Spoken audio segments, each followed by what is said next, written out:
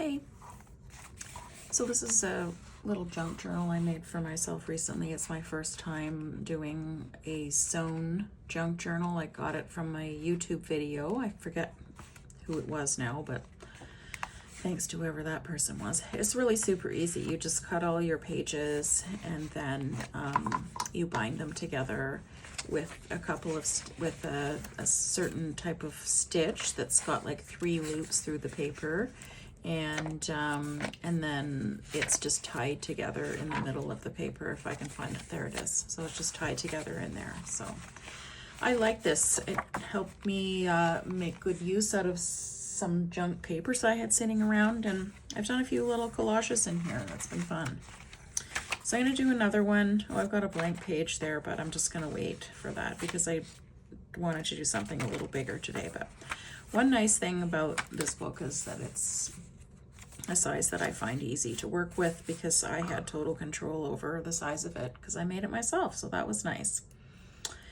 I'm just going to put a couple of clips to hold my pages open while I'm working.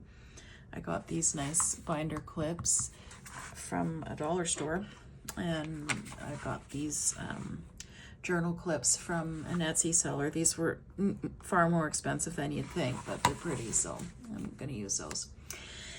So, I mean, if you're new to collage, junk journaling, art journaling, whatever, it can honestly seem kind of overwhelming. When you see a finished piece, it's not always obvious how it was made, and sometimes it can just be really confusing to know where to start.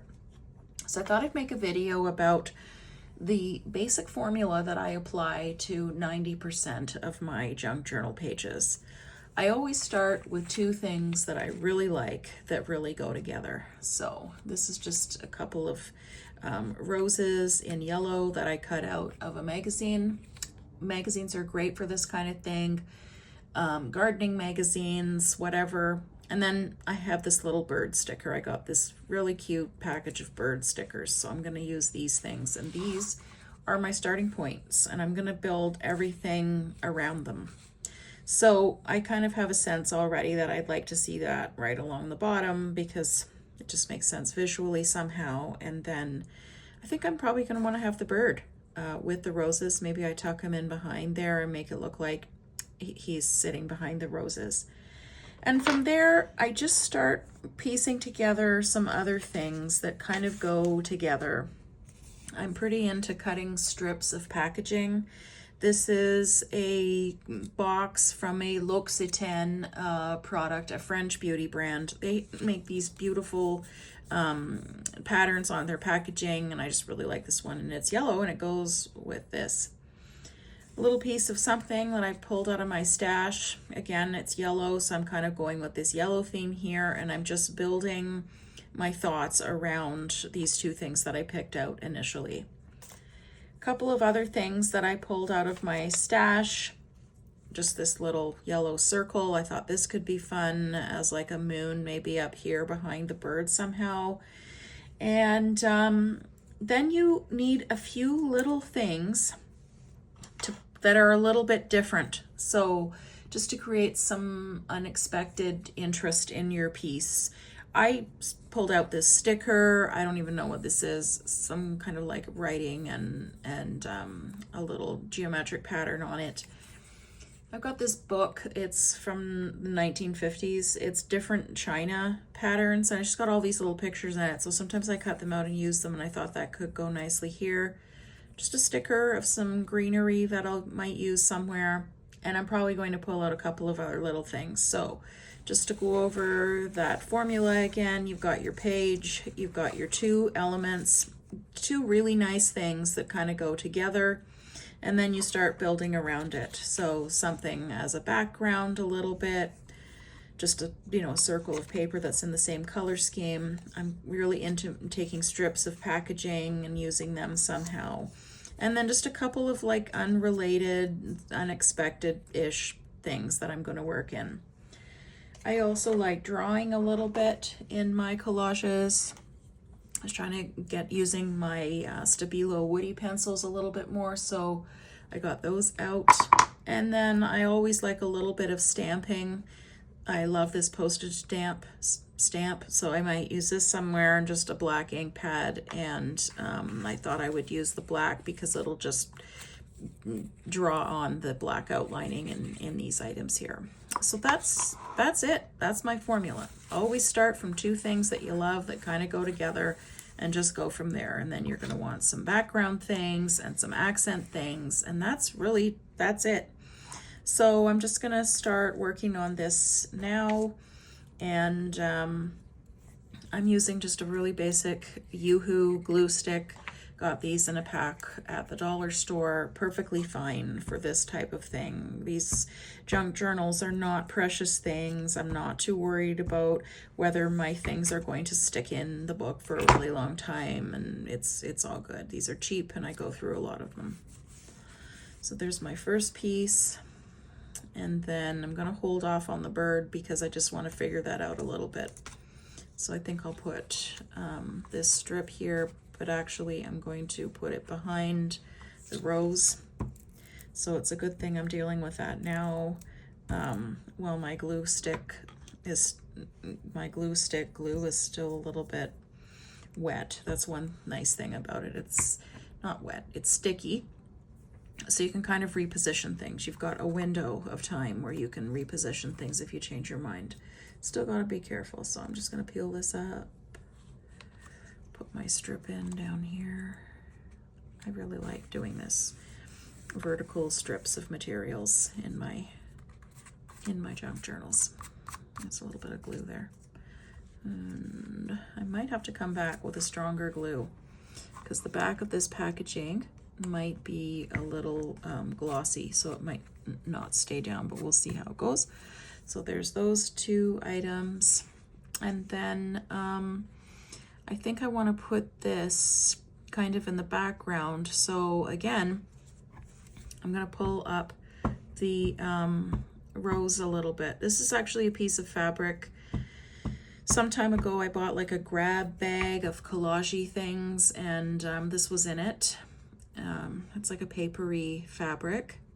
So I'm going to pull this up yet again. I probably shouldn't have put that down first, but that's okay. There we go, overlapping a little bit. And the glue, this glue is all going to dry clear anyway.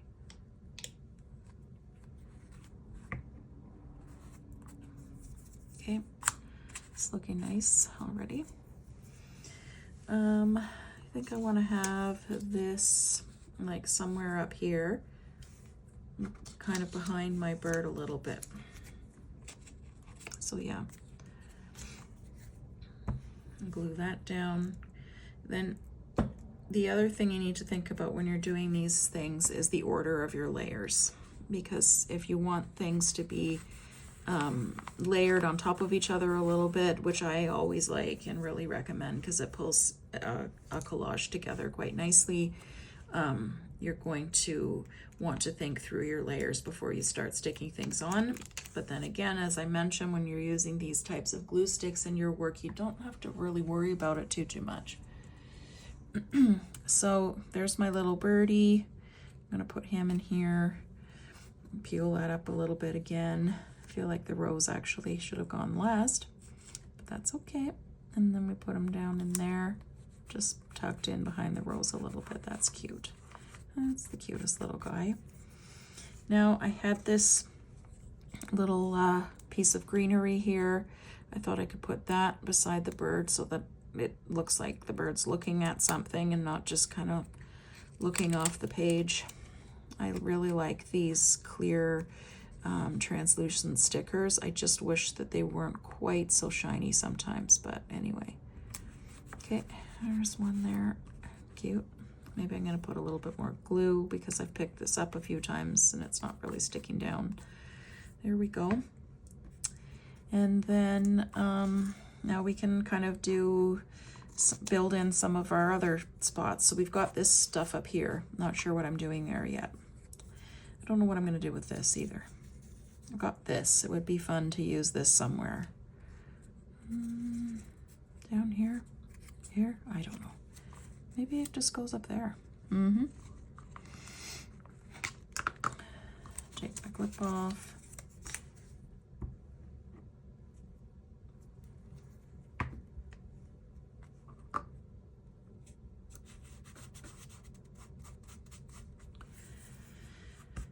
And I kind of mentioned that I like to do a little bit of drawing. I'm gonna do that now before I think about anything else.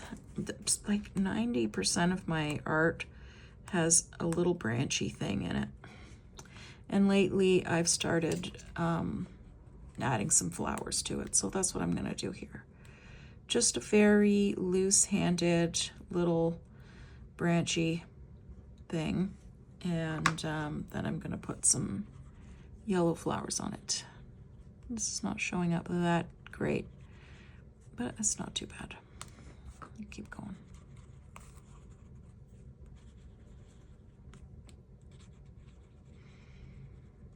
There we go. And then I've got this little space down here. I wonder if I put this over here somewhere. It's a bit wide. I kind of like that. I'm gonna cut this in half.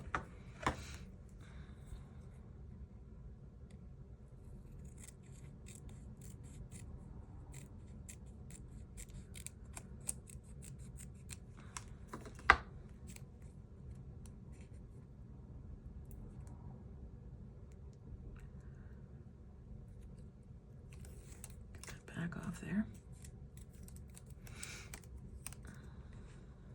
Place this in here, like a little bit off center.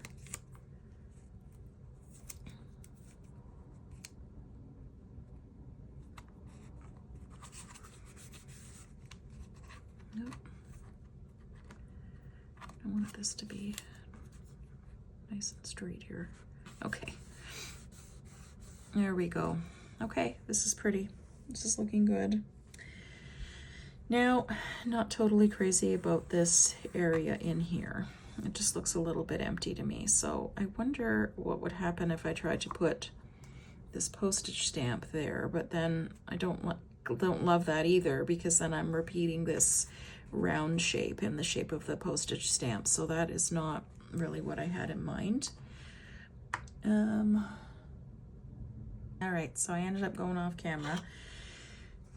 Another thing I like to do when I've got a little blank space on a page and I don't know what to do with it, I like to put some words in there. So I've got letter stamps. Sometimes I make up my own little sayings. I've got sheets of stickers that have words on them, and then I also cut stuff out of magazines and keep it for some time. So I went off camera because I suddenly remembered this little strip, Sunshiny Embrace of Summer, and I thought that goes really well with this. And then I just kind of, I'm just going to stick it there. It gives it a little bit of contrast and kind of fills in that space in the middle there, because I really don't care for that wide open space. Just right there. So there we go. So that's a bunch of tips for you from me. I'm just gonna go through it again real quick. I started with two things that I really like that kind of go together. That's really the foundation of 90% of my collages. Then I started building some things around that. I like to include pattern papers. This was a piece of fabric that I had, so just kind of built up the background a little bit with that. I've also gotten into keeping packaging and cutting it into strips or shapes and using it in my junk journal. So that's what this is, a piece of packaging from a L'Occitane product. I found this sticker in my stash, ended up trimming it a little bit just to put a little something there. And then this, I've got many of those. They're cutouts from a book on good china. And then I just did a little bit of drawing with my Stabilo Chubbies. This could also be like marker. It could be pastel. It could be paint if you want. You can also use ink stamps. That's what I started out doing, but ended up changing my mind. I think that looks better to me. And yeah, so that's it. Hope you enjoyed the video and hope you feel inspired to make some collages yourself or make yourself a nice little junk journal. Thanks for watching.